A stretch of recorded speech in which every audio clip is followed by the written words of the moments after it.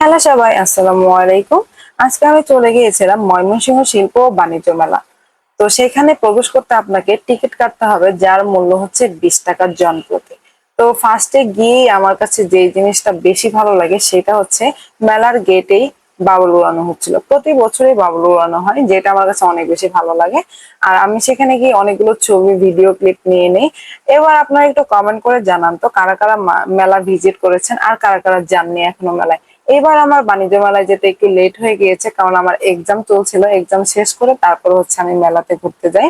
এবার মেলাতে গিয়ে মনটা ভীষণ ভালো হয়ে যায়, এত সুন্দর লাগছিল। আর এখানে মাটির অনেক কিছু কালেকশন ছিল, যেগুলো আপনারা আপনাদের বাসার জন্য কালেক্ট করতে পারেন। আর প্রাইসও রিজনেবল ছিল। আর এইবার মেলাতে অনেক অন্যরকম নতুন নতুন কিছু রাইড নিয়ে আসা হয়েছে, যেগুলো আপনাদের বাচ্চাদেরকে একদম অনেক বেশি খুশি করে ফেলবে। যাদের বাসায় বাচ্চা আছে তারা কিন্তু অবশ্যই বাণিজ্য মেলা ভিজিট করবেন এই রাইড গুলোতে ওঠার জন্য। তরমুজের একটা দোলনা কি সুন্দর, আর নাগরদোলাটাও অনেক বেশি সুন্দর লাগছিল। বাট আমি একটা রাইডেও উঠি নাই, কারণ আমার হচ্ছে মাথা একদম ঘোরায় যায় এইগুলা রাইডে উঠলে। তো এখানে দেখলাম অনেক নতুন নতুন কিছু স্টল ছিল। প্রতি বছরের মতো এইবারও কাঁচারিঘাটেই মেলাটা হয়েছে, বাণিজ্য মেলা যেখানে প্রতি বছরই হয়।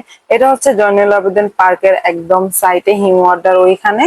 তো মেলার প্রতিটা স্টল ঘুরে ঘুরে যা বুঝলাম, এখানে ইউনিক ইউনিক অনেক জিনিস আছে, যেগুলা হচ্ছে আপনারা প্রতিটা স্টল ভিজিট করে কালেক্ট করতে পারবেন।